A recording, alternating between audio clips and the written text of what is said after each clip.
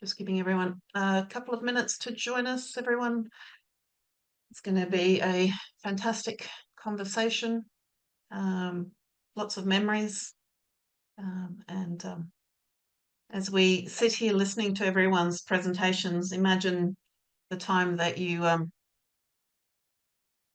were with a time that you remember standing next to Jeff at some event or and imagine him turning to you saying, "Oh, this is the great idea out of that presentation. This is what I think, you should go talk to this person or you should go do this." Um, I'll tell you a little bit about my backstory while we wait for people to come in. But I first came across Jeff at the end of the 90s, I think, or it might have been early 2000s at a Sustainability Victoria event. He was up the front, this big guy. I was my shy self up the back. And he asked the first question, and I thought, oh, I've got to get to know him. And we have been connected ever since that time.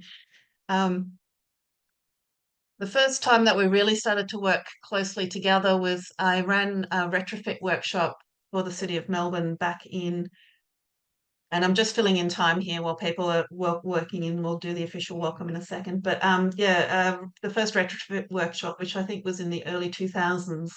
And from that retrofit workshop, we had such a great, we had the big hall and we had the tables and we had this great sense of potential for the city around retrofit. And we set up all the existing buildings, and from that came 1,200 buildings, and from that came the Melbourne Forum, which then ended up running for 13 years. And that was our main point of connection. But then after that, we started sort of a regenerative development network and Living Futures Institute together with Carol Wynn here in Australia and others, Mary Casey and others. And then at Uni Melbourne, he supported my Thrive group.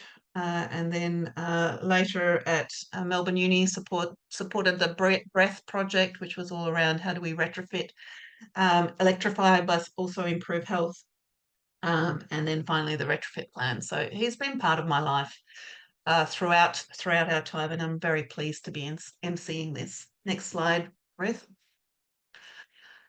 What you will see in how we're working today is that us three are kind of holding you safe through the journey, and we'll have a little check-in after the speakers. We have wonderful speakers coming to you, and I'll give them a little bit of an intro before they get going while they start sharing their slides.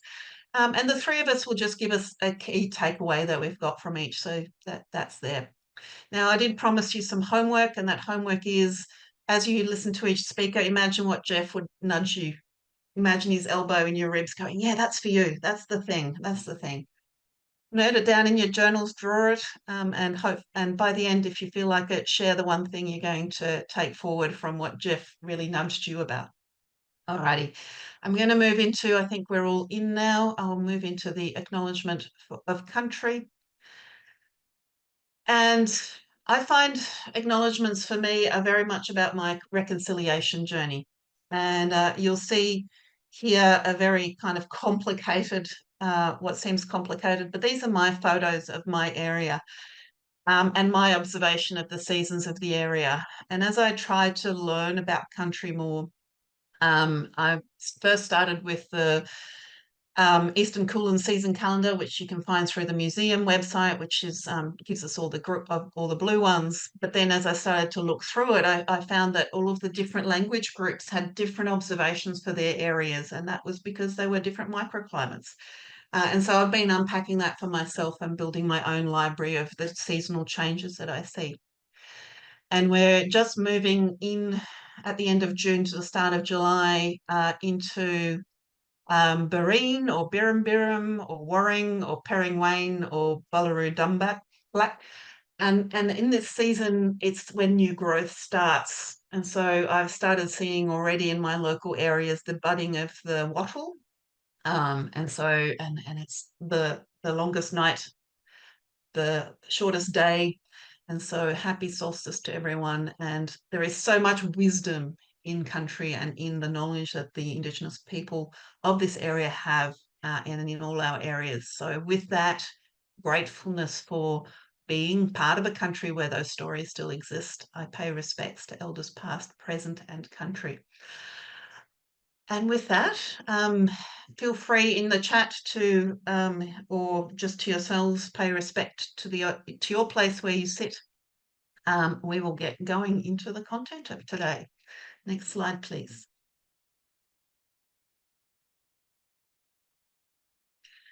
So the key purpose for coming together is to celebrate our mate Jeff's influence on us. What would he tell us to do and get on with, particularly today around electrification? And we've got Tim talking to us about the dollar side of things. We've got Oliver talking to us about the engineering side of things. Noi will give us some real examples of work that she's been working on. David will give us the inside scoop on the workings of Jeff within Oricon. And then Jeremy is there to really help kick us along this journey, excuse me, to challenge us and to let us, feel his ripples as well. So, and between all of those, we've got little snippets from people in the industry that you will all know well, just adding their voices. The intention of this is a celebration. We're celebrating how we all move forward together, how we ride the ripples of Jeff. Next slide.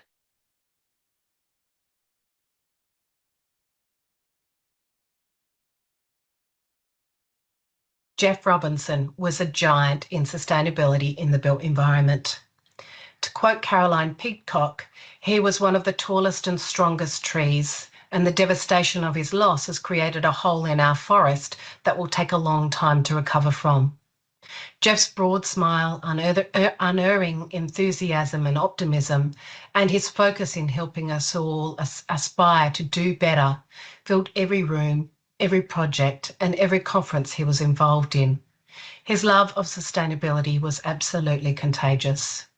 Jeff contributed to the Green Building Council of Australia, the Property Council of Australia's Victorian Sustainable Development Committee, the Committee for Melbourne, the Living Future Institute of Australia as a founding board member, One Planet Living, Engineers Australia, the Australian Institute of Refrigeration, Air Conditioning and Heating, the Chartered Institution of Building Services Engineers, the Facility Management Association, and Heritage Victoria, to name just a few.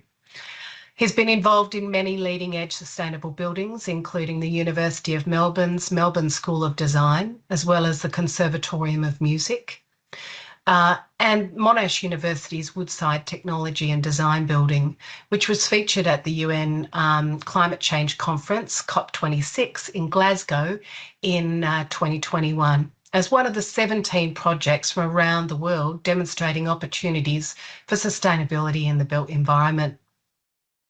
The Monash building also won the Australian Institute of Architects David Oppenheim Award for Sustainable Architecture at the 2021 National Architecture Awards.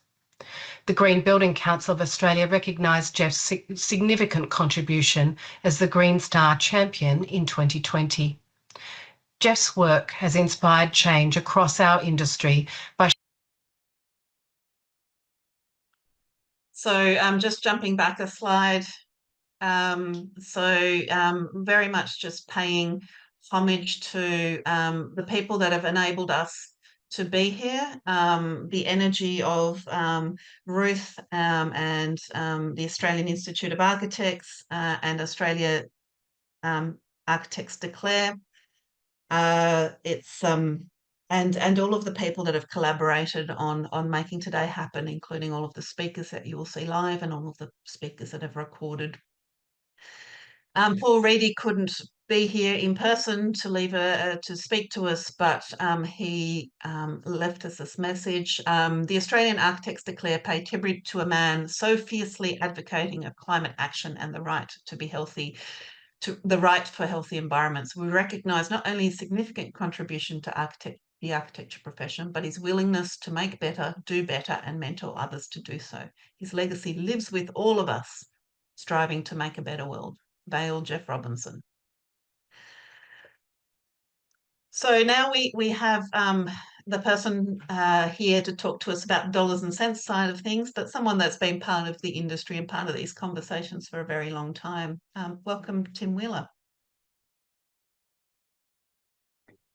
Thank you, and it's terrific to be here. Let me share my slides. And Dominic, if you could give me a thumbs up once you can, or just let me know that you can see them. Not yet. Yep. All good. Go. Excellent. Thank you so much for that introduction. And as Dominic said, the dollars and cents do often carry a lot of weight, and that's across industries, but in particular in electrification as well. Before I jump into the content of my presentation today, I would like to just share a quick anecdote of the first time that I met Jeff Robinson. It's not often that you actually remember the first time that you met. A lot of time in industry, you sort of think back to, oh, we've known each other forever, but I can't pinpoint when I met. But when I was a very early joiner to the industry, probably around the early 2010s, I was attending my first Green Cities, which was a property council, green building council event that's now become Transform. It was filled with lots of seasoned professionals, and I certainly felt like a very small fish in a very big pond. And during one of the networking sessions, I noticed a man standing alone by the coffees, and he had a warm smile and a name tag that read Jeff. So I gathered up my courage and I went over to introduce myself, and I just said, hey, I'm new to the industry. Can you tell me a little bit about what you do? Imagine giving that question to Jeff Robinson, and he lit up and he enthusiastically began telling me about his experience. What really struck me with Jeff is that he spoke really openly about his successes in the industry, but also his failures. And he never held back any of the sort of detail that a lot of people potentially wouldn't share in the face of adversity. But Jeff was genuinely interested in sharing his experience, and also was very kind at introducing me to other people and making me feel at home. So he will be missed, and I just wanted to say a few words before getting started. Jumping into my presentation here. Many of you may be familiar with who the Clean Energy Finance Corporation is.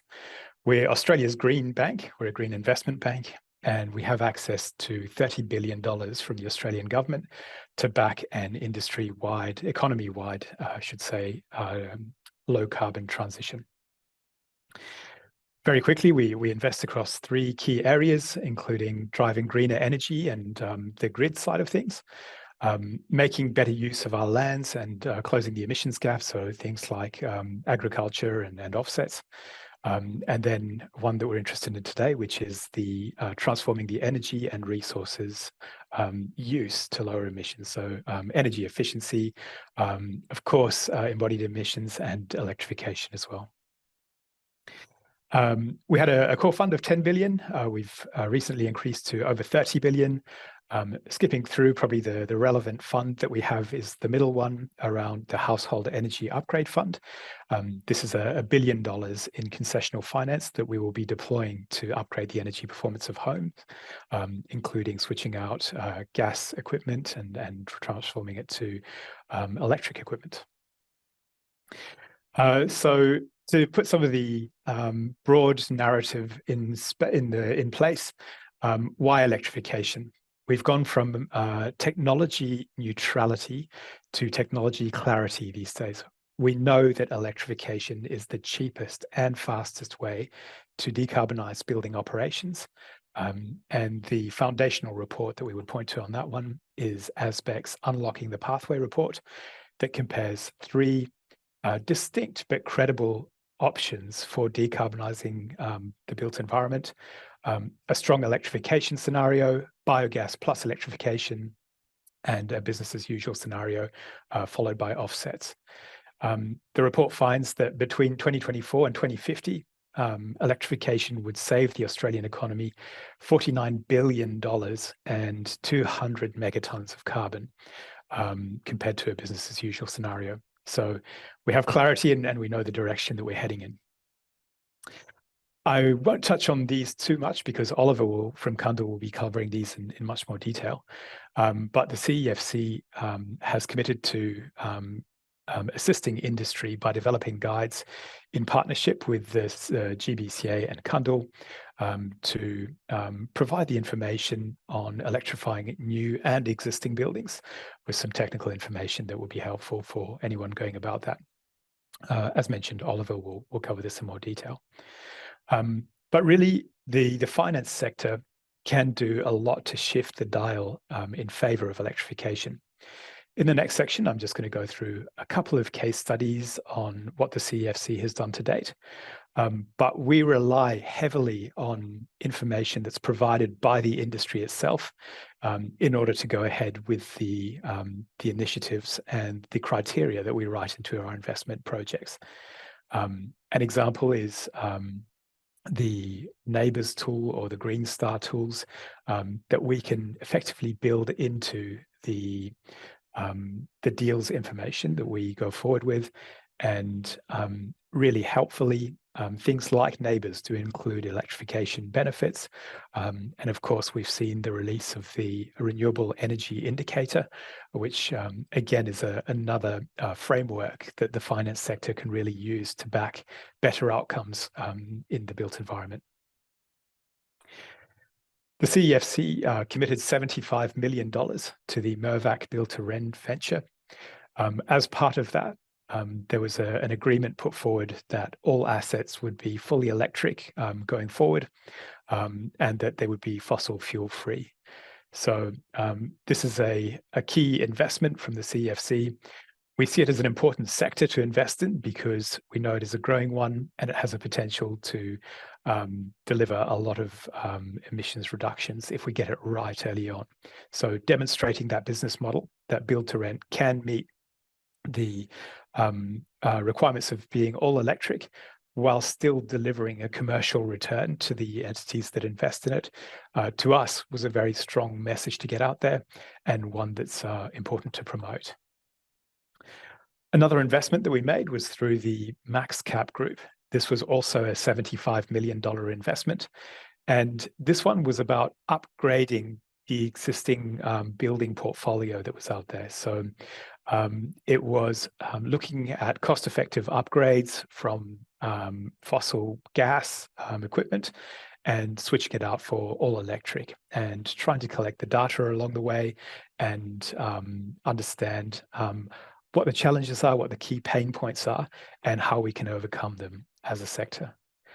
So, Dominic, I'll leave my presentation at that, but very happy to come back to it and take any questions. Right. So the three of us are now going to say, what would Jeff have said to us?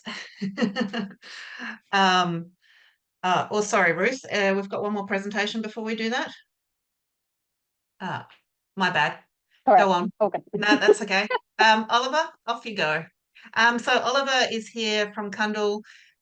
He is our guide to how to make this work technically. Thank you, Dominique. Thank you, Tim. And thank you to everybody for giving up a perfectly serviceable late afternoon on a Friday to talk about electrification. My name is Oliver Grimaldi. I'm an Associate Director at Cundall, and I'm presenting to you from Noongar country in what we call Western Australia. Currently entering the Noongar season of Mackeroo, which has become very cold and wet, if you can believe it, in Perth. I didn't know Jeff personally, but his broad personality and reputation certainly preceded him, and his impact has been felt right across WA for sure. And I actually feel sad now I didn't get to meet him in person, because the stories are just incredible about him. I'll share my screen now. Give me one moment.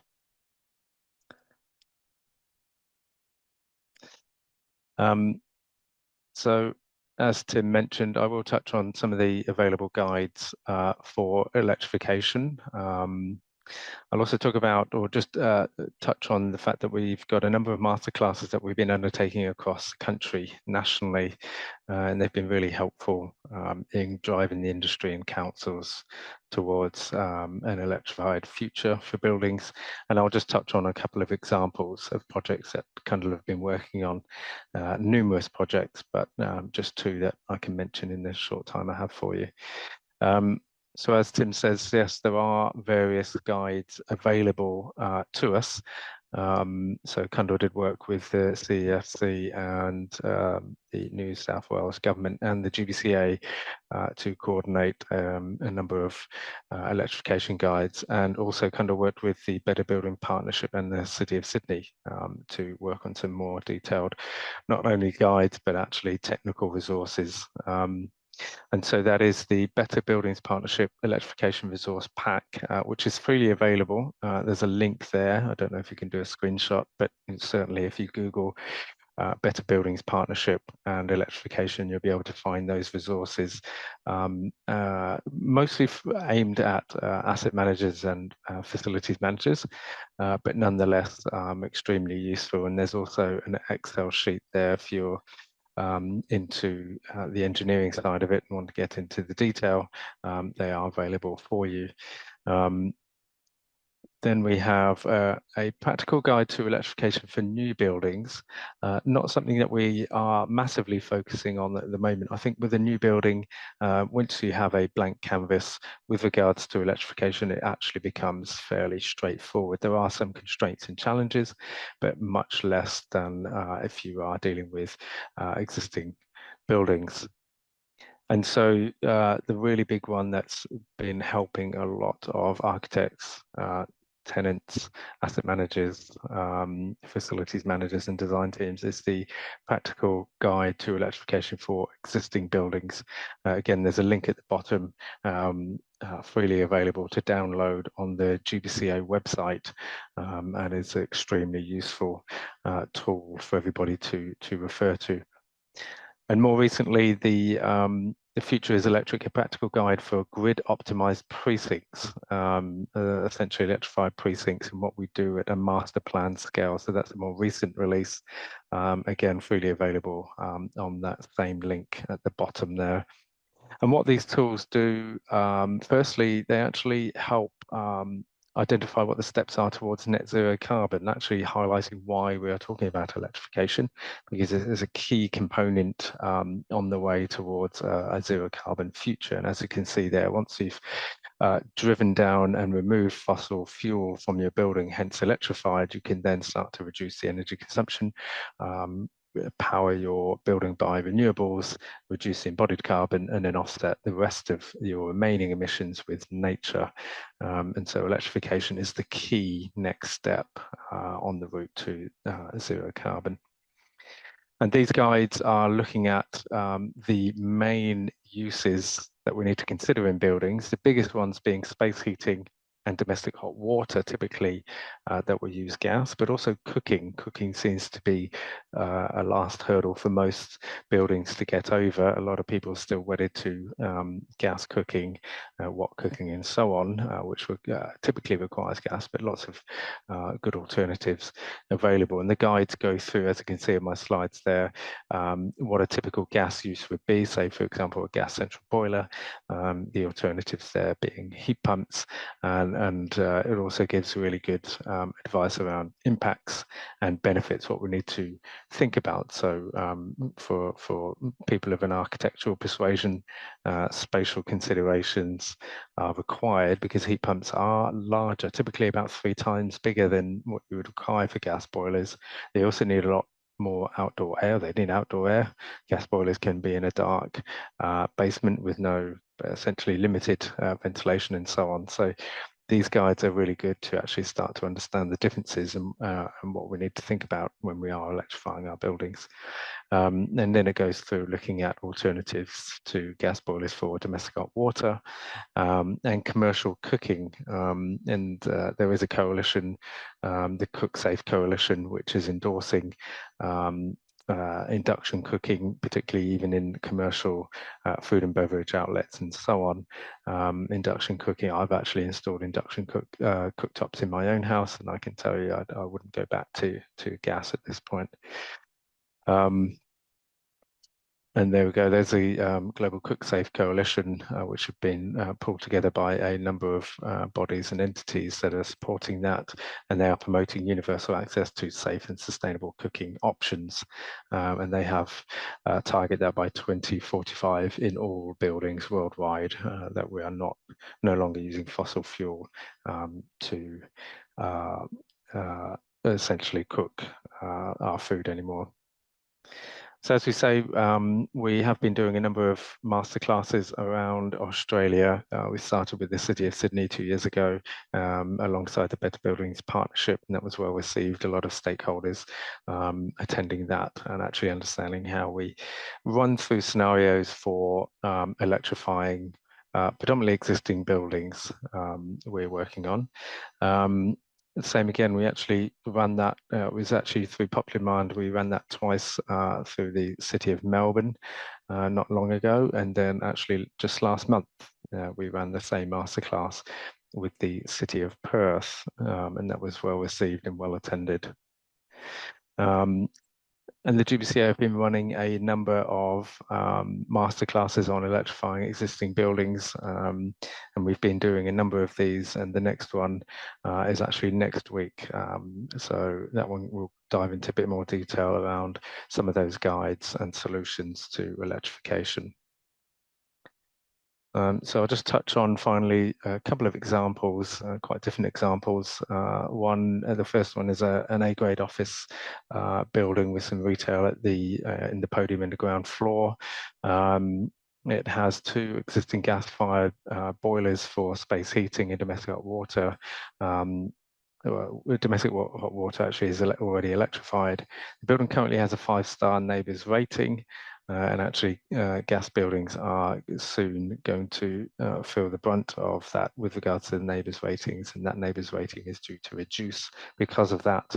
But noting that the boilers are actually in good working condition, so there is a plan to electrify. The building owner has aspirations for a 6-star neighbours rating. The tenants are asking for EV charging, so combined with electrification for your space heating and EV charging, we really need to consider how much electricity consumption is going to be needed, whether we need to upgrade the substation and so on. A quite different example, actually in Victoria, this is an ex-school, soon to be turned into a multi-use space, including workplace. It's in an inner city location for approximately 100 occupants, just on 2 levels, 3,000 square meters, actually built in the 70s. So from education to office to healthcare. They do have an existing single natural gas-fired boiler and a single air handler unit. Actually, when our engineers turned up at site, they didn't realise, or nobody had realised, there was a small fire in the ceiling that also caused a bit of a headache on how to do that. But given that heat pumps need more space and outdoor air, it does entail now moving walls, punching holes in walls, rearranging the structure of the building and so on. But a lot of the data essentially is just unreliable at this stage. So it was a huge upgrade, but actually a successful implementation of electrification on quite an old building. So I will leave it there, and I will hopefully be able to stop sharing screen. Give me 1 second, and I'll hand back to Dominique. Thanks, Oliver. Now, Callum, Liam, and I will do our one key takeaway. And if people have questions for our 2 speakers, pop them into the chat, and maybe our speakers can answer them. And we only have a couple of minutes for this, and this is just to give everyone a little break and just to check in. So, Liam and Callum, what's your one thing that you think Jeff would say? I think coming from a student perspective, being a bit green, pun intended, in the space, I think it's really cool to see, guides coming out, especially for, sustainability and, electrification within the space. I think hearing how much work has been put into the area and how much effort and research goes into it is really, really fascinating. I think especially considering the CEFC guide and the GBCA guide as well, hearing how, you know, it's essentially simplifies and summarizes a lot of these policies into, you know, quite, you know, readable document. It makes it really easy for students to be able to access and be able to gain a bit of an upper hand, so to say, and a bit more understanding of, you know, how to access and how to get into sustainability in a more thought-provoking and really easy manner, I'd say. I reckon if Jeff was here, he'd be cheeky and go, "Oh, can't we just invite the students to the masterclasses?" I'd love that, believe me. Callum, any thoughts from you? Yeah, I was really taken by Tim's quote from the ASBEC report saying we're going from technological neutrality to technological clarity. I think finishing uni in my first years being during the energy wars of you know, the 2010s, it's really great to just now be at a point where we don't have to necessarily argue about the path forward, at least in this industry, and trying to, you know, we know what the path forward is. There is that clarity involved, which is the cheapest and best and fastest way is you've got your renewables and you've got your electrification. So by reducing any questions or argument about it, we can just hit the ground running and use those guides and just, you know, do the hard stuff is still to come, but we've gone past a lot of hard things and now the path is easy. Absolutely. I definitely agree, Callum. I think one of the great things that I saw coming from Oliver was the guide, the steps to zero carbon, essentially, where like he'd mentioned, sort of getting rid of that the big sort of envelope around you know, zero carbon, essentially, I think is really essential. But when it comes down to actually having, you know, a clear pathway forward, like you're saying, you know, when you have, like, you know, step-by-step guides like that make it quite sort of attainable in the students' eyes anyways, I think it really makes it cool to see how what the future holds for us and what we can sort of, you know, look forward to when we're studying and eventually getting into practice when it comes to, you know, navigating the space that, you know, like you're saying, like, you know, along, like, you know, a few years ago may have been a bit more hazy, but now it's, like, you know, quite concrete and quite clear when we're navigating it. Great. Thank you, Liam. Thank you. I think, you know, listening to the past two speakers and to you guys, Jeff would also be kind of nudging and saying, "Oh, you know, we could set up another forum and just share stories of electrification, and have some red wine and some nice food." So that was very much a Jeff. Thank you for that. We only have a couple of minutes for this, but we'll keep building on the conversations as the speakers go forward. So just to introduce our next speaker now. Or the next video, actually, from the wonderful Davina, who also is with us in person. We are thrilled to honour our friend Jeff Robinson in this wonderful event. It's important that we give thanks and recognise what we've learned. Jeff always encouraged us to do more, and particularly to do more together in complex areas. He was enormously encouraging of the Green Building Council of Australia and our climate positive pathway, and nowhere is a harder place to present and continue to make progress than this area of electrification. Jeff encouraged us to go harder, and so today is a bit of a description how you can take that to your projects and programs while we seek to do better. Thank you. Very much ambition and collaboration. This is for you, Jeff, to acknowledge your tenacity, leadership and passion for all things sustainability. Thank you for guiding us to ensure that we take electrification of the built environment and communities seriously. How are we more tenacious? Here at ASBEC, we were able to see the scope and breadth of Jeff's impact to the industry. He was an inspiration and a mentor to so many people across the sector in sustainability, in buildings, you name it. Jeff was there, and he inspired a whole generation of people really willing to make a difference. Thank you, Jeff, for always questioning everything, questioning ourselves, and always encouraging us to be better and do better things and think better, think smarter, think about the whole system. So, Jeff, your impact will be known and felt and honoured for so many years to come. inspiration, mentorship, and we can all be better.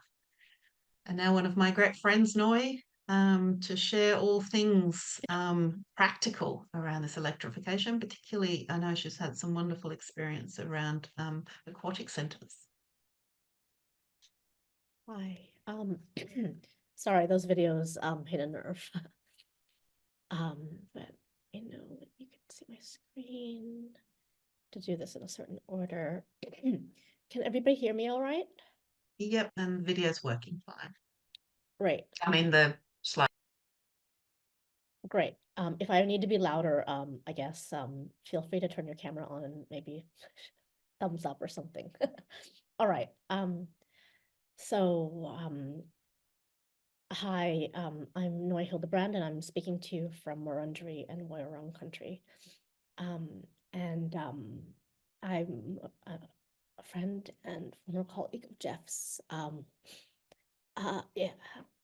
Funny, I just was, one of the last times I saw him was probably at one of the master classes that Campbell hosted at City of Melbourne. So that was, it was fun to see that picture of that room again. Anyway, my name's Noi Hildebrand, and I'm Becca's Sustainable Buildings Lead in Australia. I'm a building scientist with a background in architecture and 20 years of experience in the industry. Energy efficiency, high performance, and passive design have been keen interests of mine since I started working. And my work life has included like buildings and precincts, new and retrofit, government policies, standards, and technical advisory committees. And since 2020, aquatic centers. They were my COVID hobby. And I just wanted to highlight that energy efficiency is a key component of electrification. It makes it much more affordable. You know, before that, it's kind of all theoretical.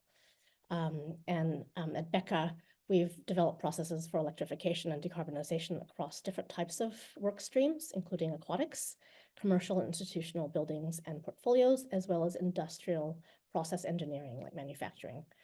And shameless plug, we're a supplier, we're an approved supplier for the Sustainability Victoria's Large Energy User Electrification Program. Just a bit about Becca, we've got 4,000 employees across the Asia Pacific. This is some of the work we've done, institutional, healthcare, kind of industrial and aquatic centers. Not all of our projects are buildings. These are just, yeah, it's kind of a bit on the minority side in terms of the bulk of the work. Here are some of our capabilities around electrification and energy efficiency. And so the question was, what would Jeff tell us to get on with? But Jeff would definitely be encouraging us, always putting a positive spin on, you know, it's an opportunity or a challenge. But yeah, I heard him repeat well-insulated, airtight buildings so many times that, yeah, if I could get like $1 for every time, I felt like that would have been a smart thing to bet on. Okay, we know why we're doing this. We need to decarbonize and electrify. We know the climate issues. Yeah, but, and I don't want to get too into this, but generally, IPCC have highlighted 5 scenarios, and we're in a bit of a catch-22 because we need to build, retrofit, and rebuild to shelter people and businesses in an increasingly unpredictable climate. That said, building works and operations also exacerbates climate change. So how do we tackle this? Well, we have these different pathways, and some of them have good outcomes and some of them have not so good outcomes. Lately, the scientists have been saying that the best we can do, given the current data, is the shared socioeconomic pathway number 2, which is middle of the road. And if we can kind of steer in that direction, this is why we're all here. And while most of today is going to be about electrification, so more or less embodied carbon, but no, operational carbon, there is a bigger picture and other considerations we need to have when we make our decisions. Climate change is one of 9 planetary boundaries that support life on Earth. And I wanted to share this because I know that Jeff was anti-siloed approach. And, you know, because it's important to be able to remember to step back and look at the big problem before you zoom in and, you know, dive in with your temporary blinders. So I've been watching Jeff videos to catch up on kind of summarizing what he thought. But a lot of early ESD was about kit, and then making kit better, more efficient. And at some point you'll realize that there's a limit to kit improvements. The industry obviously likes cheap, fast, and siloed, easy to segment, cut off. And then a bit of the building industry that did not go down so well was the fundamental detailing around installation, airtightness, and verification. For engineers and other consultants, sometimes this was too hard. What about for architects? Here's another pathway to decarbonize buildings, starting with business as usual, zero, and then ending on decarbonization to the right. Before we electrify, it actually makes a ton of sense to lower energy use through design strategies. Partly it's because heat pumps are super expensive and space intensive, as we heard earlier. And partly because, yeah, it actually is, when you try to trade like for like, it becomes really, really problematic in some situations, like aquatic centers. But also energy efficiency and low energy design strategies, or passive design strategies, they're the things that they can be architectural or building services related. Yeah, passive design can have really good impacts on both comfort, but also resilience. And I guess the last thing I wanted to say was, if we decarbonize outside of this order, it is known to be very expensive. There is plenty of evidence. And then Jeff's very into integrated design. So rather than that siloed approach, how about we, Jeff would always try to put the spin of, wouldn't it be nice if, and yeah, but yeah, what about that whole systems approach, which is usually better for less money. And this is where I think architects and designers can really come in. We need to educate the industry to do better, to collaborate better. It's about teams, skills, disciplines, and attitudes. It's about the people. And I just I'm always one of those people who's trying to define things, but what I think collaborating well means is, one example would be, is it possible to figure out at what point you can reduce or avoid the capital cost of equipment? Like if you increase your installation to a certain amount, can I avoid having another heater or another pump or another whatever? If your consultant is willing to engage with you in that, they're showing value. And then aquatic centers, not only was it my COVID hobby, but also they really illustrate well the importance of well-insulated, airtight buildings. As you probably know, aquatic centers are very energy intensive, very gas intensive. That's the energy use intensity of a swimming pool, indoor swimming pool, compared to a lot of other building types. And of this energy, probably half goes into heating, space heating, and the quarter goes into heating the water, and then the rest of it goes to the other equipment. They do run 24/7. So that's probably one of the things that causes them to use so much energy. The main takeaway from this is probably that there's chemicals in the water, and when those chemicals evaporate, they are in the air. Outdoors, you don't notice it so much, but indoors, I'm sure many of you have noticed it. And those are kind of the main variables that cause that heat loss highlighted. If you want to look at where all the energy was going, this is another kind of diagram. And of the Sankey diagram, my engineering colleagues at Becca have drawn the aquatic center as a box. That's kind of how they're built. So that's kind of rather very appropriate.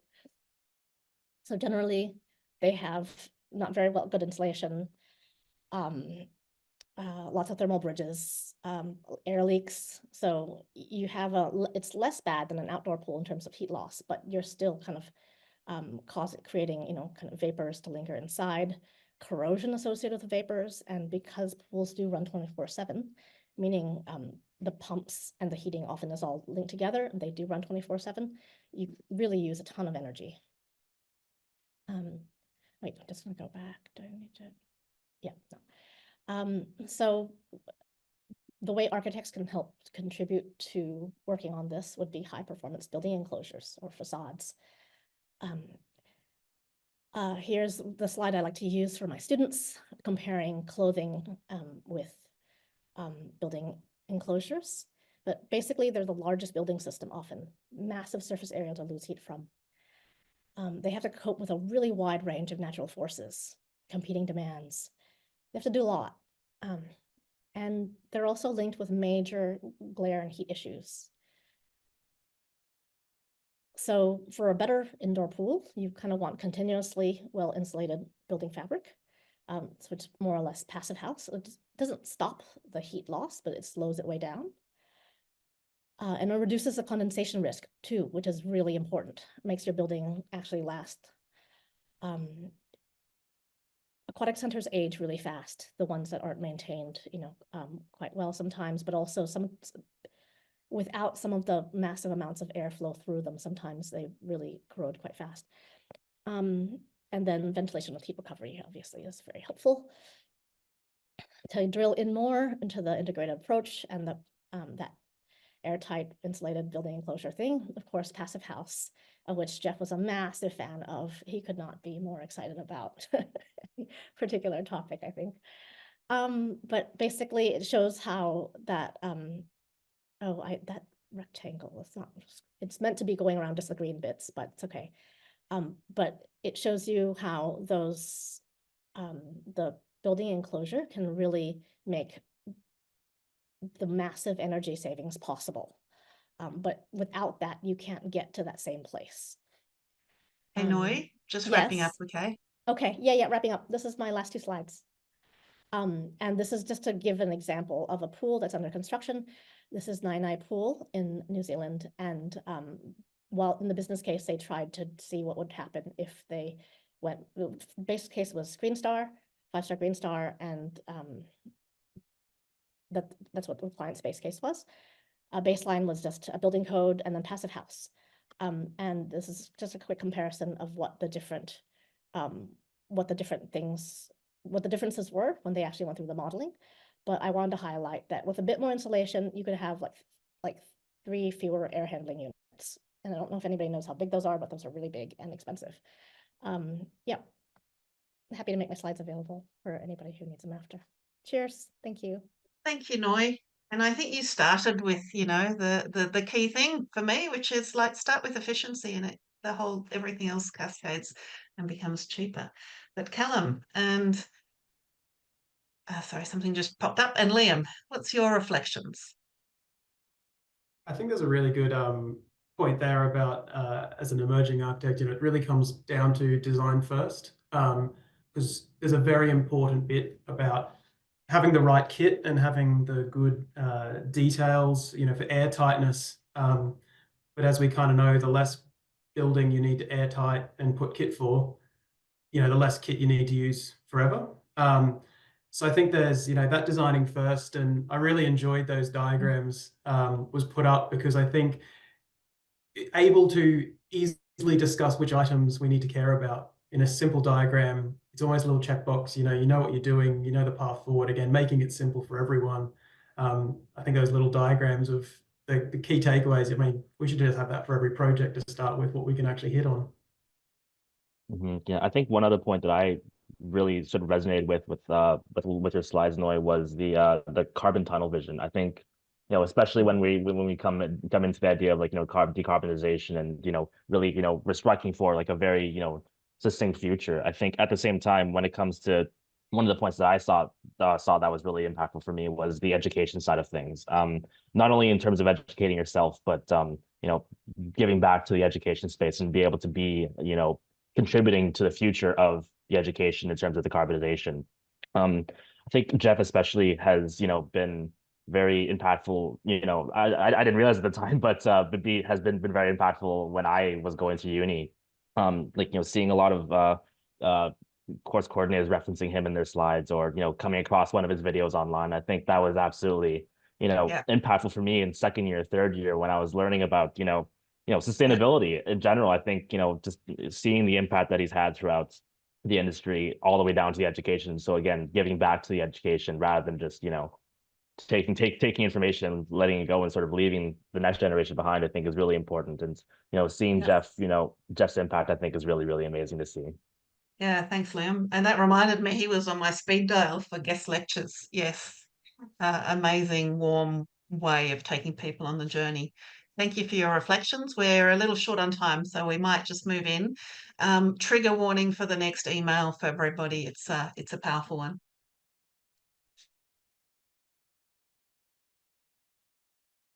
Jeff Robinson made a huge impact in the world of sustainability, and we definitely felt this at AIRAH. Jeff brought people together and inspired us to aim higher. In HVAC and our building services, we sometimes worry that we're not cool enough to attract talent. But with his energy and charisma, Jeff was the beating heart of the party, drawing people to a place that was vital and exciting. He made you feel like you were going to make a difference and have an awesome time doing it. Despite his demanding role, Jeff was always generous with his time. He presented at AIRAH events talking about the future of HVAC, pre-loved buildings and degasification. Through our publications, he shared information about the projects he'd worked on, big and small, from the Woodside building at Monash University to his own sustainable home. As well as being a great speaker, Jeff was a curious and sympathetic listener. Many people remember him for always being the first person to ask a question at Q&A sessions. But he also invariably started by praising the presentation and the presenter. Many people have told me that they felt seen and valued by Jeff, that he made them feel they belonged. Jeff, we miss you, and we still feel your presence, encouraging us to tackle the urgent challenges of our world. As I'm sure you would say, let's get to it.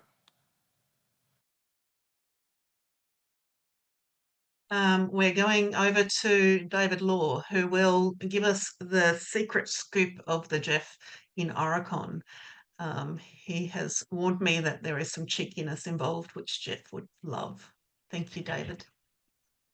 Thanks, Dominic. There's a good lead in. Good evening, friends and fellow electrification nuts. So I am the integrated sustainability practice leader at Oricon, and that puts me in a bit of a unique position in this discussion. So I'm going to give you the inside scoop, or the backstage pass, if you will. So some of you on the call will have worked with Jeff on the project, but I bet many of you haven't. In fact, I'm guessing some of you never even saw Jeff without a drink or a canapé in his hand. By God, that man would go to the opening of an envelope. But I'm one of the lucky few to have worked with Oricon for more or less the same time as Jeff, and especially the last couple of years working shoulder to shoulder with him on many pursuits, including electrification projects. So I'm going to take a very literal approach to tonight's topic and give you the insider's view on exactly what Jeff would have said when an electrification project landed on my desk. So first, he would have been pumped up and excited, as we all should. Yes, woohoo! Welcome to the wonderful world of consulting engineering and saving the planet, is what he'd say. Let's all of us hold on to that energy as I take you through my 3 big rules for getting on with electrification. Now, the first rule about electrification is we don't talk about electrification. No, I'm just kidding there. I was seeing if you're paying attention. It's 5 o'clock on a Friday. We all know Jeff wouldn't have said that. My rule number 1 is actually the opposite, and that is phone a friend. Talk to anyone and everyone about electrification. And here's the first one of my insights behind the curtain. Jeff didn't really do any design work for us. He knew his stuff, of course, but he wasn't rolling up his sleeves and doing the engineering designs, preparing the drawings, writing the reports. But what he did do really well was to connect people and knowledge. He'd connect ideas together from different places, exposing a new angle or creating a whole greater than the individual parts. He'd connect people with knowledge, empowering others with new ideas to drive electrification designs forward. And most importantly, he'd connect people to people, forming bonds, often across organisational boundaries and with competitors, so that people could share and grow together. Electrification might seem like a very technical and engineering-y problem, and once we get good at it and it becomes business as usual, then it probably will be straightforward engineering.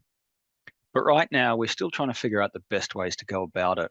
And it shouldn't be a case of holding on to my precious intellectual property. We need to be working together, connecting people and knowledge, regardless of who pays your salary because it's in all of our interest that we get better at this.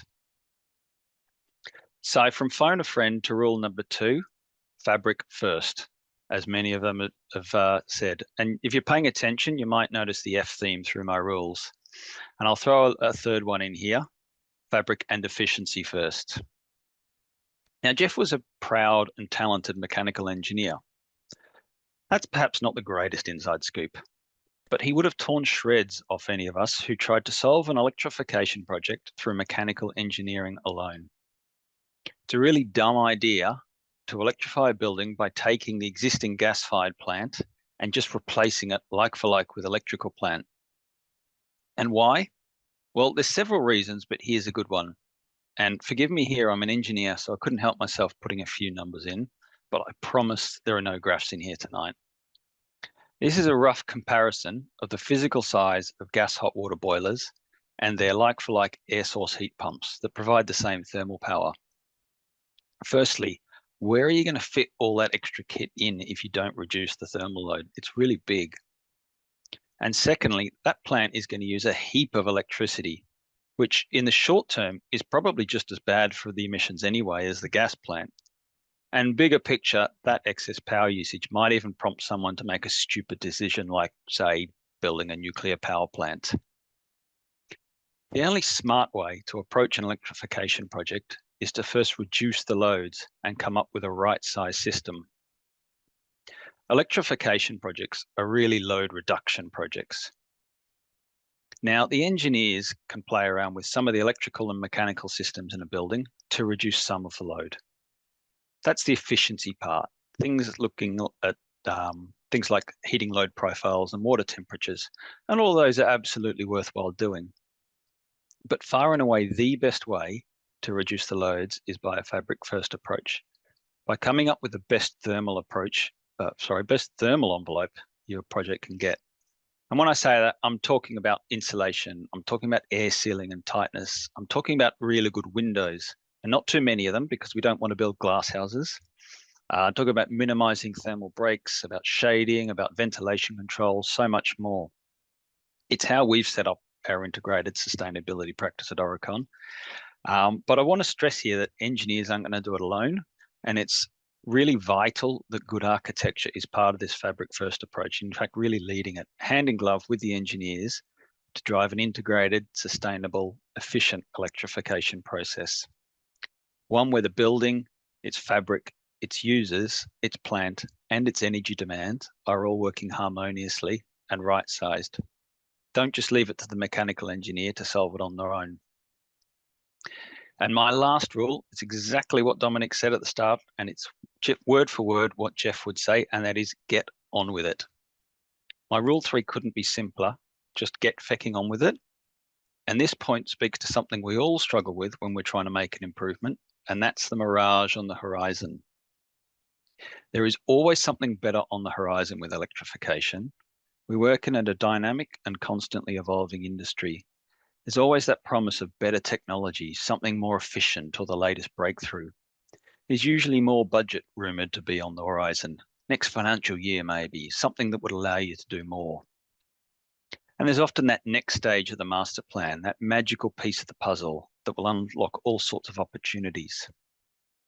Working today on electrification projects, there's always the mirage of the perfect solution on the horizon to chase. With that in mind, Jeff would tell us to forget these distractions and just get fecking on with it. And he'd tell us with such passion and conviction that we wouldn't have a choice, would we? Don't try and be perfect, he'd say. Just do the best you can with what you can rely on now. That perfect electrification solution will always be out of reach on the horizon. You're much better to embrace imperfection and deliver something now and have real impact. And that's it for my 3 rules. Fairly straightforward. The one last secret I could share with you is Jeff's monthly expenses bill, but I don't have enough room on the slide to cover it. So I'd just like to leave you with the 3 rules, and I hope you get something out of it. That's phone a friend to share your knowledge, fabric first to deliver smart savings on your electrification efforts, and get fecking on with it now because our kids and grandkids depend on it. Thank you. Wow, amazing. Thank you so much, David. That was powerful, powerful, powerful. I love all the puns we're bringing into it, into this. But you've given us something really, really handy. A table that allows us to show to any client why we need to invest where we need to invest. That just shows the space you need if you don't do efficiency first. We don't do that fabric. So thank you for that. Callum and Liam, your reflections. I think one of the main points that you brought up that I think is really prevalent for me was your first rule, actually, the phone a friend, networking, expanding and collaborating. It sounds to me that Jeff wore many hats. He was in many different spaces. And I think, like you're saying, collaboration is absolutely key. You need to be collaborating with your suppliers, your engineers, your architects, everyone that's, you know, a stakeholder within a project to be able to have the same vision. And I think the big point that I kind of got across from this as well, which also talks in your second point and your third point, funny enough as well, is you know, if you don't see collaboration, then like you said, get on with it. You should be the collaborator. You should be the one to start the conversation in the first place. Thank you. I kind of had a thought of the I pegged with the phone a friend as well, but probably from a different point of view, and relates back to I think something Oliver said about, you know, he tells everyone about his induction cooktop, you know, and how much better it is. And I think we can spread our knowledge, not just, we have to bring people on a story, and spreading that knowledge all the time of how better it could be, you know, sometimes bringing a client, and not to say anything about David's table, which may have been too much of numbers, not quite a graph, but even sometimes numbers don't quite bring people along that story and convince people, clients and friends.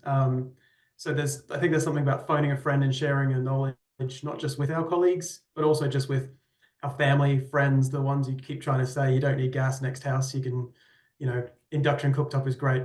Yeah, we've just got to keep talking and getting on with it. Yeah. A little known fact that Jeff and I did a comedy course together and did a comedy show a few years back. And yes, he did use the fecking word a lot. Let's just get on with it, people. We have the capacity, we have the skills, we have the networks, we have the friends. Let's just do it. Thank you so much, David, Callum, and Liam. We're going to go on with a message from MECLA and then Jeremy to challenge us.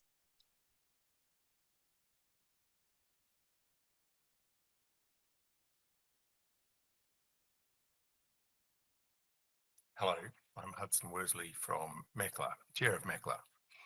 And I'd like to say a couple of words in memory of Jeff Robinson. He was a key contributor to MECLA. He was a contributor to many organisations, which is something we really learnt. Sadly, only learnt that after his passing, with so many people from so many organisations and also many individuals just saying how much he contributed to them, their organisation and their careers. For us, it was about good-humoured, straight-talking, very direct input on the journey for decarbonisation of construction materials. He was a big contributor to the working group on building services. But more broadly, in person, a great presence in any event, and online in many events as well. Always there with positive humour, great, direct, to the point input with a wealth of knowledge and vast professional experience. So we will keep doing what we've been doing with Jeff. We'll keep pushing, we'll keep our good humour, and we'll keep pushing for zero carbon. So Jeff, in memory of you, thank you. We'll keep working. And speaking of keeping on working and showing us all how this is possible, Jeremy has been leading this space, particularly in the residential, and pushing us to think and be better and different and just getting on with it. Welcome, Jeremy. Thanks very much, Dominique. If you wouldn't mind, yeah, that's it. I'll share my screen. You're a bit quiet, mate. Just so use your big voice. That's unlike me. Bear with me. I'll also just say the incredible thing about Jeff Robinson, while he was incredibly loyal to Oricon, there was a moment in time when part of the Oricon leadership were, you know, or part of Oricon was working on the Carmichael Mine project or the port attached to that. Jeff advocated internally tirelessly to make sure that no new contracts were signed on that Carmichael project. And so, you know, I'm ever grateful to Jeff for having a massive impact on that and literally risking his own job to try and make those changes.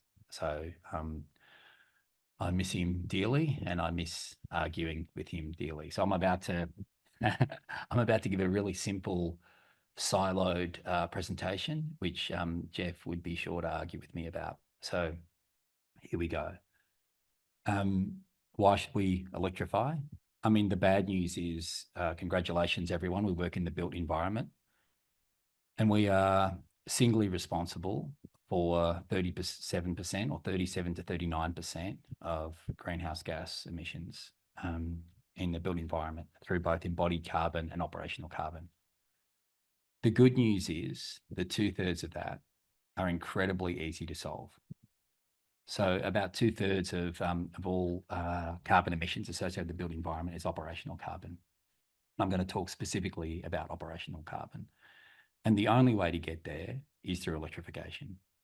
And the problem is, if people are plumbing gas into their buildings now, because it's slightly more efficient now, and if let's say that, you know, we're specifying something now that gets built into a building in 2030 and the serviceable life of that gas appliance is 20 years, then in 2050, we have no pathway to net zero.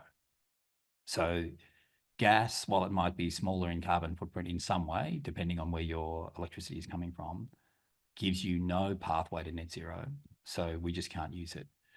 So the easy thing for me in dealing with my clients and all of our projects at Breathe is that we just don't specify gas. We don't think it's tenable in 2024. So we don't specify it. We don't draw gas meter enclosures. We don't even talk about it. And we talk to all of our consultants at the start of a project, making it abundantly clear that gas is not to be discussed in any of our projects in 2024. And so, you know, I acknowledge that Noy's working on pools, you know, really tough stuff, like some big heat pumps required, but I work a lot in the housing space and a lot of apartments. And I want to talk to you about, you know, how simple and effortless it is to electrify the buildings, but importantly to solve our operational carbon as well. And so step 1 to zero operational carbon, electrify everything. And how hard is that today in 2024 with the technology that exists? Not hard at all. So to electrify everything, all you need to do is to make a choice as the architect that you're going to electrify everything. You then brief your consultants that you're going to be doing everything, you know, through electrification. What does that mean? Heat pump hot water, AC heating and cooling, induction cooking. I mean, even when we've got EV charging in our buildings, we specify, you know, simple GPOs to a lot of our car parking bays, which means that we're trickle charging. We use demand management, but so basically, you know, we allow for our EVs to be charged in our buildings outside of peak demand time to manage our maximum electrical demand. And on our smaller residential projects or in our precinct housing projects, we use solar and battery storage through a company like Reposit.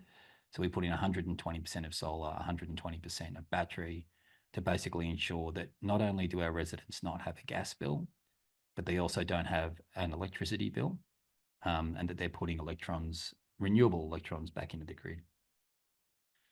The second and the most important thing, and in fact, the easiest thing that we can all do, is actually have some agency over the type of power that is powering our buildings.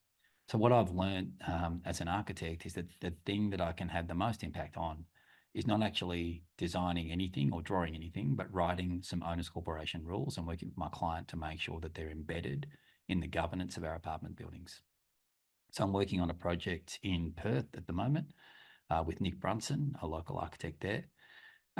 The project, we've written 3 simple paragraphs into the owners corporation rules.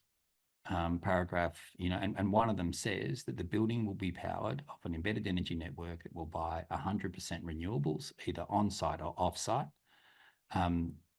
or 100% certified green power. So it's that easy. So we maximize on-site solar, and then we specify in the governance of the building to buy 100% certified green power or 100% renewables. We use embedded energy networks a lot, and we engage with embedded energy network providers to understand where the electrons come from and how the building is powered. And we would encourage all other architects to do that. Don't leave it to your elec engineer. You get involved in that. And then lastly, and the simplest thing, is that we put a clause in the Owners Corporation rules to say certification. The building will undertake an annual carbon audit, which then, when the building is powered by 100% renewables and there's no gas, there is some carbon associated with the operation of the building, generally due to kind of the diesel fire pumps. And so there is some small offsets required, but anything that or there might be issues around, waste generation in the building, but we can manage that easily and cheaply through a climate active carbon neutral certification on the building. Easy. That's me, Dominique. Awesome. Thanks, Jeremy. It's easy. First step was easy. The second step, which was renewables, was even easier. And then the last step, and Jeremy is like, it's easy. Let's just do it. It just takes will. It's a frustrating thing, Dominique. It is easy. And what I would ask is that everyone who is tuning in today on a Friday afternoon, everyone who cares about Jeff Robinson and the legacy that he's left, if you're not currently running your practice on 100% green power, I would beg you to please do that. And I'm sure that Jeff would beg you to do the same thing. I would beg of each of you to make sure that your own homes are powered by 100% certified green power. So you can do that through any of the main energy retailers. It takes you about 5 minutes in a phone call to them, or I'll do it online. And it costs me an extra 4.5 cents a kilowatt hour. So my home bill, it's an extra about $5.30 a week or something. And for our office, it costs us an extra $15 a week or something. So it's negligible and it's important. And please do it if you care about the planet. Thanks, Jeremy. And Jeff would be he would be yelling out something very encouraging, like hell yes, but not those words, because I can't right now think of the words he would use, but he would go, yes. Callum and Liam, your final reflections before we go to a panel, see everybody, and we can start on the questions and discussion. I kind of think particularly as a registered architect, we sit on our code of practice, there is a requirement to practice ethically. And it does seem like that the ethical way to practice, when it is so effing easy, is to make sure we are, as Jeremy said, when the answers are so easy, for our clients and all our projects, to practice as an ethical way. And this is one way to do it. Just as he said, as Jeff did, and trying to get out of Carmichael Mine with the company, that all of us, even if we feel we may not have the ultimate decisions in our practices and which projects get chosen, there's always, every person in a company has an element of advocacy that we can make, and pushing our practices and projects and clients towards an ethical future and resilient future. I absolutely agree. And also, some of us are shy, right? Some of us might not feel like pushing things, and there is things you can do where you don't need to be out in front convincing people. You can be supporting the people that are. So, it's not a let's all turn into Jeff. It's like Jeff would have supported us all to be our best selves. So, I absolutely agree. Great point. Yeah, I think especially kind of being on the same point as well, practicing as you preach, I think is really, really important in this conversation. I think we mentioned it earlier as well during David's presentation, just in terms of having simple things like, again, turning to induction, small little things that you're advocating for in your everyday life is really important. And when you do inevitably get to your clients, and when you do inevitably get to, like the front end of things, I think it's really important, like we were mentioning, how, you integrate small changes that are, like you were saying, Jeremy, like negligible at the end of the day, that I think are something that should be done to, push for the greater good. Yeah. Thank you so much. Everybody online, we've consciously brought the young people here to talk to some of us old fuddy-duddies and learn, so that, because Jeff would have done that, he would have elevated the young people, supported them to have a voice and to have feel agency on this journey. So really thank you, Liam and Callum, for being here, to joining us in this conversation and for sharing your takeaways. Please stay with your cameras on. Everybody put your cameras on so we can see each other. We're now going to have our panel session. And so hopefully we have some questions in there. I know, Tim, you put some great information out there. I'm going to start with you just to tell everybody what that piece of information is, because it does lead us to the practical of how do we collaborate with your organisation and get access to that $1 billion, and then hopefully we'll have some questions in there. Feel free to put your hand up if you want to speak, or type it in and I will read it out for you. Yeah, I'd be happy to outline the Household Energy Upgrade Fund. So it's a $1 billion fund that was entrusted to the CEFC by the federal government. And the objective behind it is to deliver concessional finance through co-financiers that we would partner with. The CEFC doesn't deal directly with consumers, but we would collaborate with banks and other types of non-bank lenders to engage with households and try and improve their energy performance through insulation upgrades, double glazing, electrification, and anything, EV infrastructure, solar, anything like that that can be found on the technology list that we released. So we ran a competitive request for proposals, and through that process that was concluded earlier this year, we got $850 million worth of opportunities that we could pursue. And we announced at the end of May, the first investment that we're making, which is through a fintech lender called Plenty. And we are committing 60 million in CFC finance to support cheaper solar PV, home batteries, other energy efficiency type upgrades. And we'll be providing a discount to the loan that people will be getting through that process of 2.74% annually for your base upgrades, and an extra 0.6% if you do sign up to a virtual power plant. So the total discounted amount that you could get would be up to 3.3% annually. This is the first announcement that we've made under the Household Energy Upgrade Fund, but likely there will be more to follow very shortly. Great, thank you for that, Tim. We've got a question from Lyndall online, and then I'll ask if anyone wants to speak to a question. But what is the barrier to just getting on with it, particularly for architects when it comes to high performance and building ceiling? We don't seem to be able to talk about it. Jeremy? I don't think there's a barrier. Like, Talina Edwards is here. Ask Talina if there's a barrier. She's doing it. Yeah. I see her, and I'm thinking of drawing her in. Yeah, I reckon ask Talina. I don't think there's a barrier. To Callum's point, we have an ethical responsibility to do it. We're all here on a Friday afternoon because we care about it. We all accept that, that the IPCC reports are right, that we all signed up to, as a nation, to the Paris Agreement in 2015, that the only way to get there is to actually get on with it. Then I think that we've all just got to do everything in our power to do everything in our power. And I think that a lot of the people here speaking today are doing exactly that. Yeah.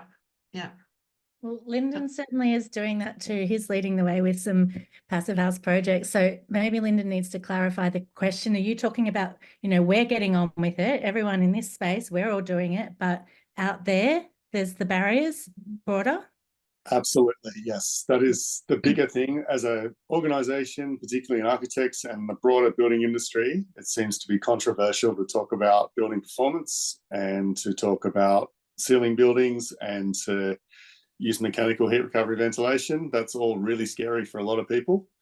And it's very hard to get the conversation going within our profession and do that job of communicating together and bring everybody up together. My practice, we're a tiny practice. We're 3 people, and we're doing research that we're sharing with people into deep retrofit and high performance to make sure that we can all do it. And I'm finding it really weird how there's a core of us who do this, and then there's a core of us who just want to stop it. And I'm interested to see, like, I don't get into the big boardrooms, I don't get into the big business, I'm not in the big projects. I'm interested to know kind of how other people are finding that. My view on that, Lyndon, if you don't mind me jumping in, Dominique, is that like what you're doing, what Talina is doing, and what Jeff was doing, what all of us do on a daily basis, and the fact that you share your IP, I think it's really important, right? Be generous with your IP, which is always how Jeff worked. We just keep on pushing, and ideally, the Institute of Architects are here. Jane Cassidy ran on a policy of sustainability as the national president of the Institute of Architects. I think that, there's been a sustainability checklist, as we know, Talina, finally, embedded in the Institute of Architects awards. So finally, what we might see through the Institute of Architects now is the other 13,900 architects that aren't here today, this afternoon, actually leaning in and starting to pick up, because the Institute, I think, is sending a pretty clear message to its members that, no longer is it houses with big pools being heated by gas that are winning awards. It's projects, it's meaningful projects that are filling out a sustainability checklist, and that people are actually understanding more and more, I guess, the building envelope in their buildings. I think it's getting better. We've just got to keep pushing, I think. And I think from the institute and a governance perspective, there is a big push, as you say, from the top down, of setting in motion goals and net zero operational and embodied carbon goals, that as they then get, and developing a roadmap for all architects, so it's not left down to everyone, or every person and every firm for themselves to get on that roadmap and get to that net zero.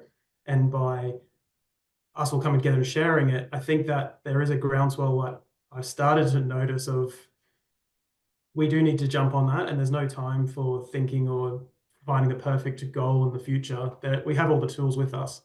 So I think in the next little while, particularly from that top down, or at least the Institute going out to our 13,900 members to say, you've got to stop fecking around, and we do have to talk about performance and sealing, because that's where that fabric first happens, and then the electricity kind of does come a bit second in terms of We have to acknowledge. Sorry, David. I was going to say, we have to acknowledge that there's a bit of a time lag in terms of people's awareness. You have those of us who are passionate and make the effort to learn and are ahead of the curve, but there's the massive, the majority who take time to come in. 5 or 10 years ago, you would have started this presentation and you would have had to spend the first 10 minutes trying to convince people that climate change was a real thing. Now that awareness has happened, we're moving on to the next thing, and we drag people along as we go. Yeah.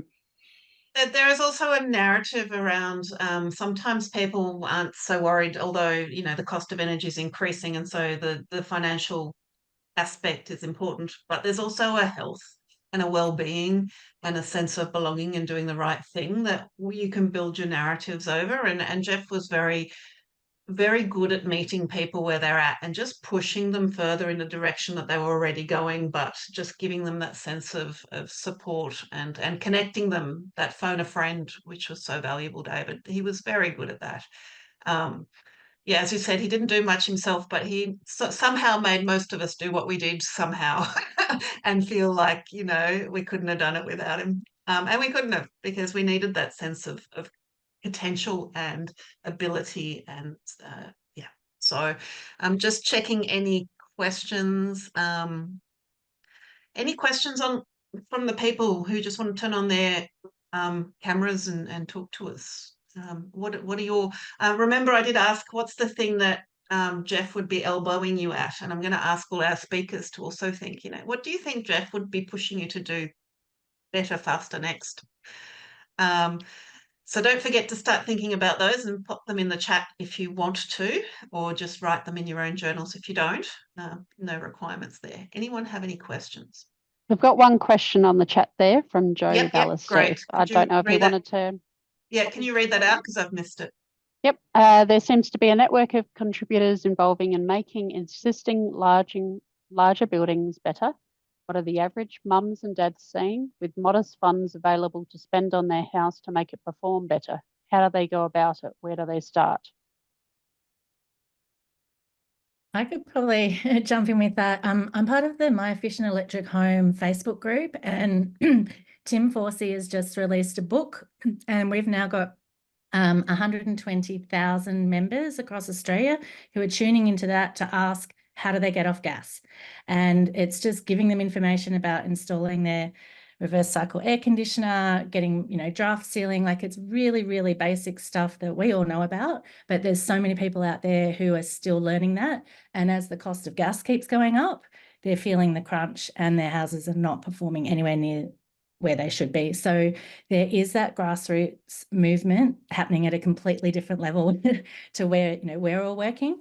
And I think it's really encouraging to see that there has been that exponential growth with people taking an interest in sharing. And it's just because he's just released a book, it's ongoing. But I thought I'll have to link him up, Jeremy, with you, because there was a question last night at his launch around green power, and he wasn't so convinced. He talked about some Tim Kelly report. I'm not across this, but I think I should Jeff, connect you up, because he's being really influential at the moment and he needs to be saying the right things about getting on green power. Yeah, I'd love to actually tell you, if you're at that book launch, Pete Steele from Goodbye Gas is there tomorrow as well, I think. Yeah. That's next week, sorry, next Tuesday.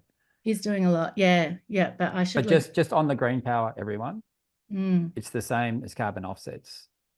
So, and as much as the ACCUs have screwed up the carbon offsets, we cannot throw out the baby with the bathwater. At the moment, we've got one way to get to, carbon neutral in one way, and to force the market to find it more expensive to buy offsets than to actually solve their own production. So this is our market trigger to get everyone actually to solve, moving off gas and induction furnaces for their tapware manufacture to induction furnaces.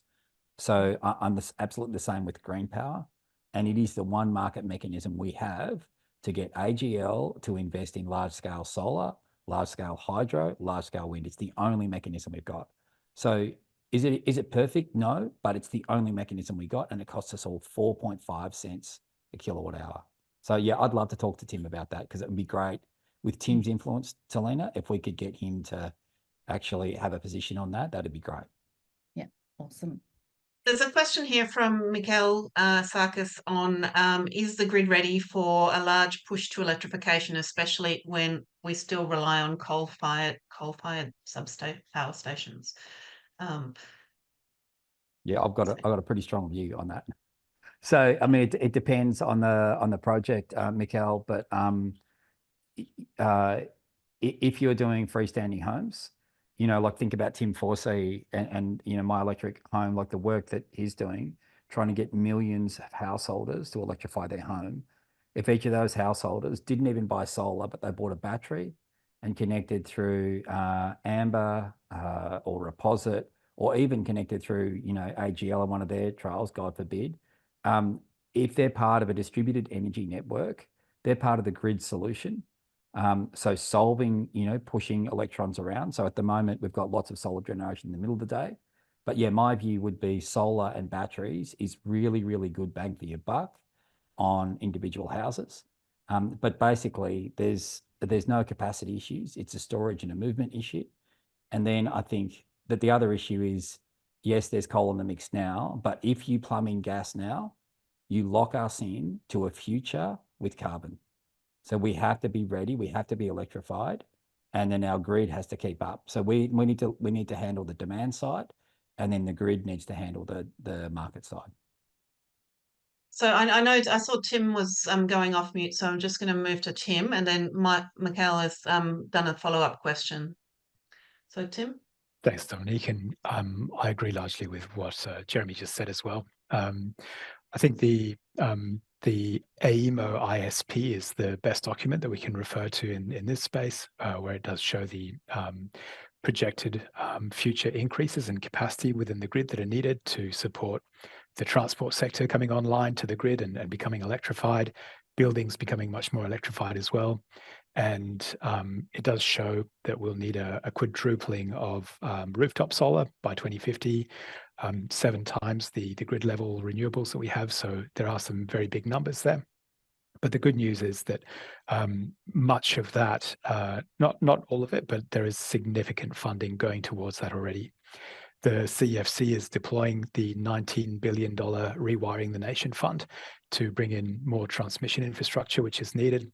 And we also have seen the announcement of the Capacity Investment Scheme, which will unlock $65 billion worth of upgrades to the grid as well. So there is significant work underway, and it needs to be done in order to meet our 82% renewable by 2030 target, which is what the government has committed to. And for all of you architects there, what all of this makes me think is that if you build internal capacity to provide electrified solutions, that will open up a whole market for you. And I know we're all struggling with work at the moment with the economic downturn. Take the opportunity to skill up in the opportunity in this. And I know we're all the converted, so that, but tell the people that aren't here of this opportunity, of this amount of money, and how this can potentially create a new pathway for business within our practices. Noi, did you just, we can't hear you. Yeah, big voice. Can you hear me now? Yeah. Great. I just wanted to add to Jeremy's thing that besides battery storage, you can also think about thermal storage if water heating is one of the things that you have issues with. Because heating that off of peak times can also help kind of reduce your overall peak during times when everybody else is using. Yeah, thank you, Noi. Yeah, just, you know, Like we're used to using plug for thermal mass. Sorry, carry on. Using the energy when it's cheaper, and having that conversation around, hey, here's an opportunity, here's how you can invest in doing that. And Jeff would tell us right now, you know, how do we make it sexy? And Teslas are the in thing. They're like the status symbol. So, you know, you can start saying to your clients, let's make your home Tesla ready. And, you know, that could be the thing instead of the 5th bedroom or the home theatre. Dominique, can I add, I've recently been working with a company called Reposit.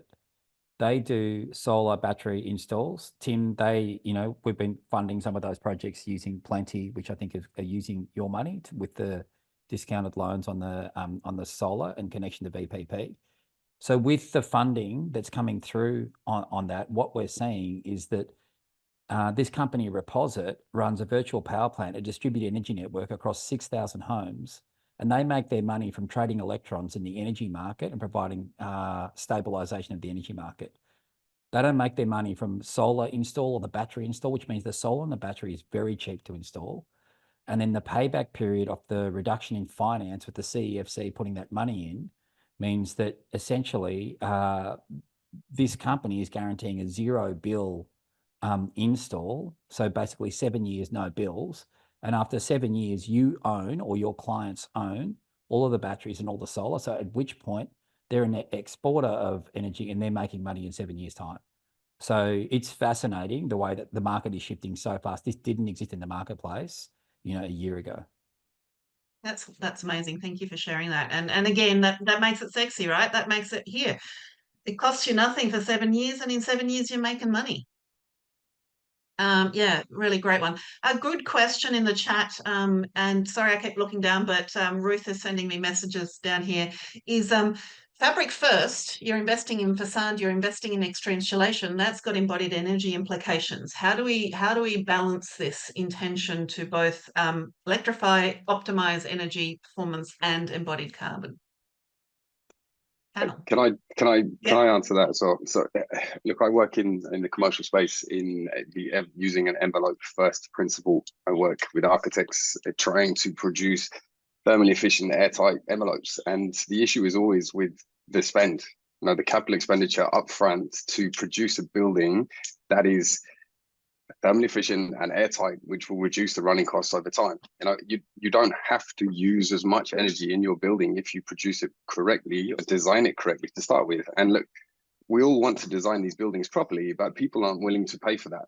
So it really goes to the highest level where we need to start taxing lower performing buildings, because it's the only way to do it, where the client is going to put his hand in his pocket. Because at the end of the day, the majority of these commercial buildings, and I work a lot in the aquatic centres of the well-known. I'm working on a number of very large aquatic centres at the moment. It's a race to the bottom to produce a building as cheaply as you can, and that really generally just means inefficiently. So, I don't know whether Callum is the man to speak to that, but we need the government to step in here to start to make some change themselves, because fabric first, envelope first, has got to be the principle to think about at the beginning. Just on top of that, it isn't necessarily envelope focused, but I don't know if anyone's seen that there's a public consultation now on the updates to the CBD Act. So that CBD program is now being expanded to not just cover only offices, but it will cover also other buildings such as hotels, data centers, and even schools, apparently. So they'll be required to firstly report on their neighbours' energy efficiency rating. And then there'll be, I think they're calling it MEP, something essentially minimum energy performance or something, where they must, I think offices now have a requirement soon coming into play where they must be minimum 4-star neighbours energy, for example. So that's something similar to, or in my time in the UK, as you can tell from my accent, where they've got the energy efficiency ratings for non-resi and resi buildings, which have been in play for a while. And actually, as I was leaving, you can get any building rated from A to G, and they started cutting off G allowance, and then it was only A to F, and then A to E, and so on. So I was going to mention that as well. So I think it's a really big, bold move, and it's going to be a real game changer and shaker for at least the non-resi market anyway. And that's in the UK, but it's actually an EU directive. So over time, they will be getting rid of those lower, and those buildings will no longer get their occupancy certificates because they're not meeting the requirements. So it is something. Lyndon? And then we're going to go to Tim Wheeler. Sorry, not Tim Wheeler. Mark Dewsbury. Sorry, Lyndon. Can I jump in on that one? Because I think rather than taxing low performing buildings, I think there's another way of selling this, and that's actually about how do we develop a carbon trading scheme for building upgrade and deep retrofit. We've got a whole bunch of 3-story walk-up apartment buildings and taller that are readily upgradable. We're seeing in the US they're doing up to 8 stories in wood fibre upgrades. We've got the ability to take trees that have been planted as they start to taper off their carbon sequestration. We can actually make that into wood fibre insulation, stick that on the outside of a building, and we're sequestering it for another 100 years.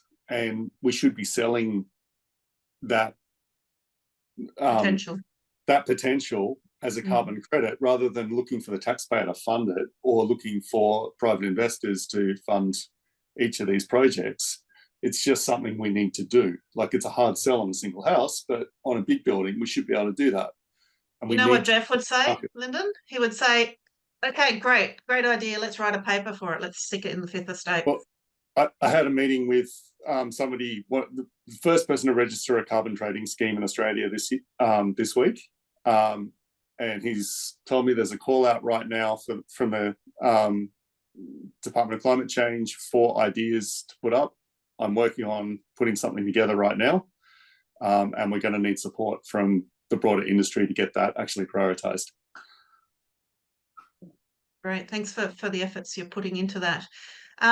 Mark, you've been adding lots of things in the chat. I don't know if you're unable to speak. If so, let me know. But if not, throw in your 2 bobs worth, your Jeff worth. I can speak. I'm sorry. Thank you. I think it's interesting, and I guess it's being a chair of a sustainability committee for a very long time now.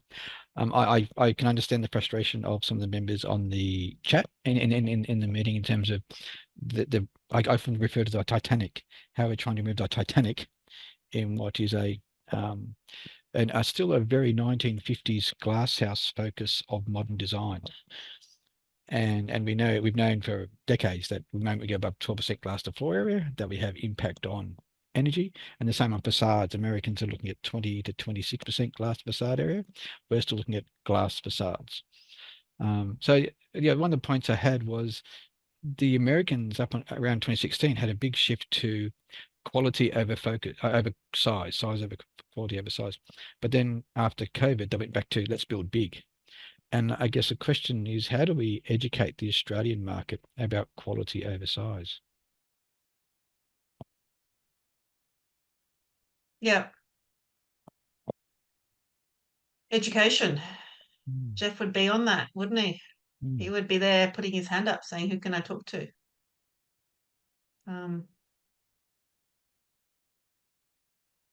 I think one of these, in this area, it's actually banks and real estate agents and insurers that we actually need to be convincing of the change. And they all like to be the last one to move, but we need to start discussions with those people because they're the ones selling and they're the ones funding projects. In our work, we see a massive disparity in this space between those who are building to own versus those who are building to sell. And if they're building to sell, they don't care about your operational, and they'll flog off whatever they can get away with, minimum compliance. But we are seeing a lot more those who are going to own the asset or who already own the asset are more and more willing to make that investment because they can see the return. And it's both a cost return, but also that trade-off, embodied carbon versus operational, it works almost the same way. You get return on investment as long as you look at that longer timeline. But we need to tell that story. Yeah. And I think the neighbours disclosure is going to be a game changer because people will no longer want to buy the things that are being built so cheaply and so inefficiently.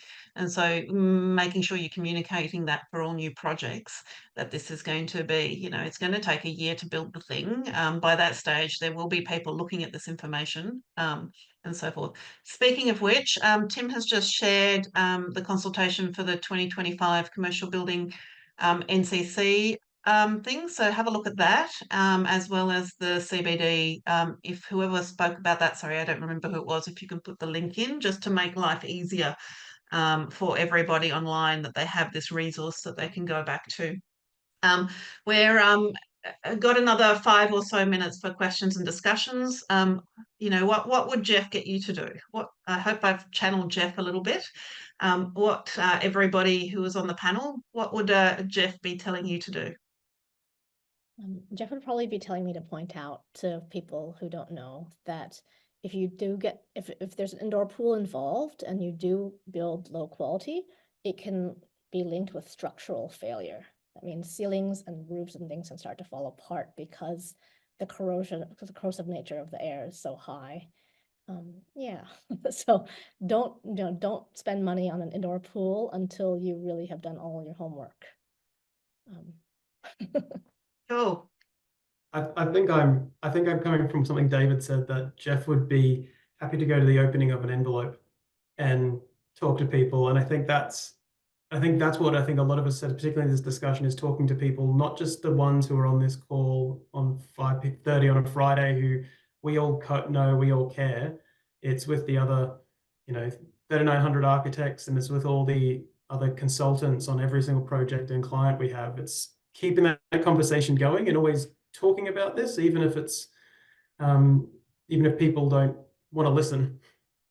And use all your tools, right? It's health. You listen to where they come, meet them where they're at. Talk about health, talk about beer, talk about red wine, talk about the footy, and talk about efficiency and electrification. And everyone, people are at where they're at, and everybody wobbles when they first start riding a bike, so it's kind of meeting at where they're at and kind of, yeah, I think it takes a bit of work sometimes, but people will get there, I think. All right, so I'm going to ask Tim, and then Oliver, and then Jeremy, and then David, and then Liam. I think Jeff would tell me to take some of the enthusiasm and goodwill that comes from the property sector. The fact that we are all here approaching 6 o'clock on a Friday night shows that there is so much motivation and desire to see this happen. and apply it to the financial sector. In my short time in the financial sector, I found that many institutions don't have net zero plans, aren't looking to make an impact, when really the financial sector holds so many levers at their disposal. So Jeff would tell me to be a disruptor. Love that.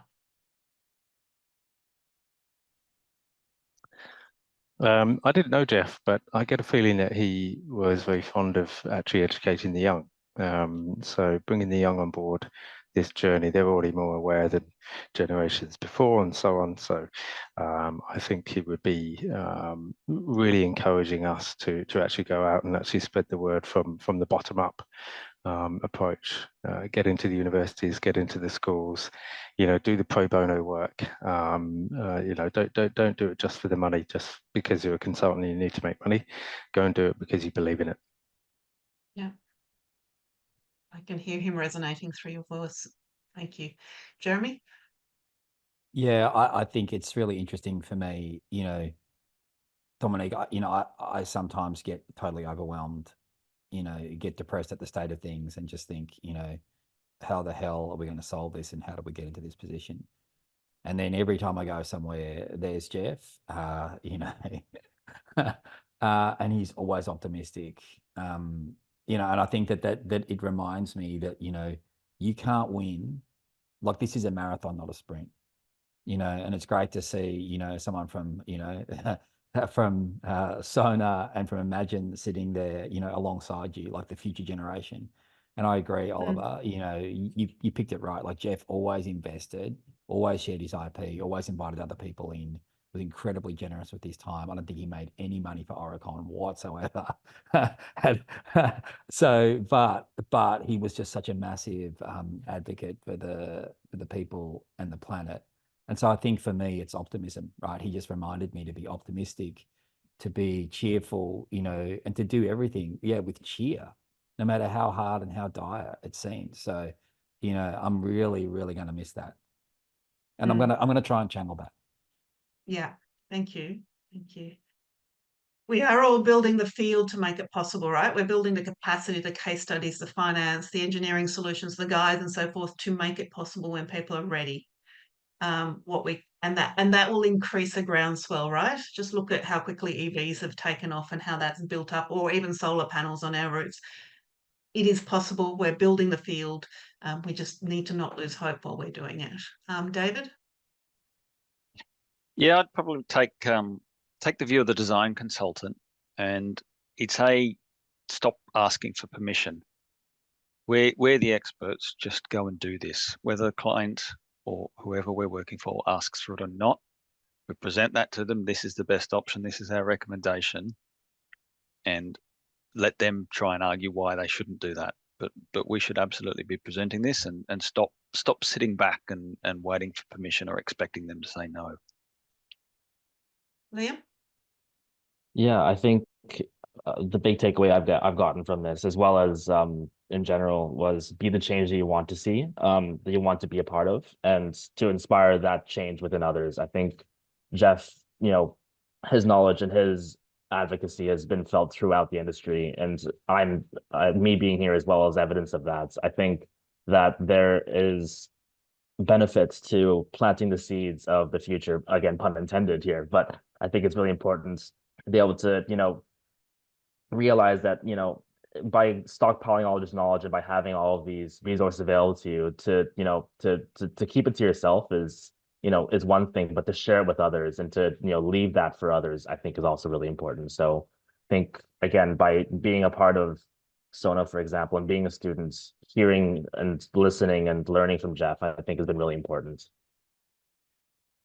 Thank you, Liam. Anyone else have any thoughts, comments you'd like to share?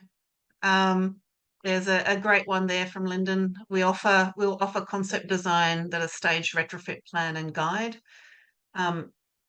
There are a few practices now who will always offer a pathway to net zero option as part of what they are presenting. And that's building their internal skills to be able to offer that, as well as building the capacity within the industry and the clients to understand what it means to have it. So again, offering that option, David, as a standard package. Alrighty, well, thank you, everybody. I hope that there is some amazing memories that will come back for you all from Jeff. Thank you for the brave person that asked the first question. We have big shoes to fill, but there's many of us to fill those shoes. So thank you to everyone who has supported us, everyone that's on here. Thank you for all of you who have made time on a Friday to be part of this journey. We will continue. I have a secret thing to tell you, but you know, don't pass it along. It's a secret thing. But we're going to launch something hopefully soon that is in memory of Jeff, that will support ongoing funding for various activities, awards, and potential building within our industry. And there is lots to do, but there's lots of us, and we have great shoulders from which to build from. So thank you, everybody. Have a great night. We finished even a little early, and thank you, Ruth, for all of the energy you've put into having us all here. So good night, everyone. Remember Jeff with a smile, and go have a whiskey, a wine, or a beer. Good night. Thanks, everyone. Thank you.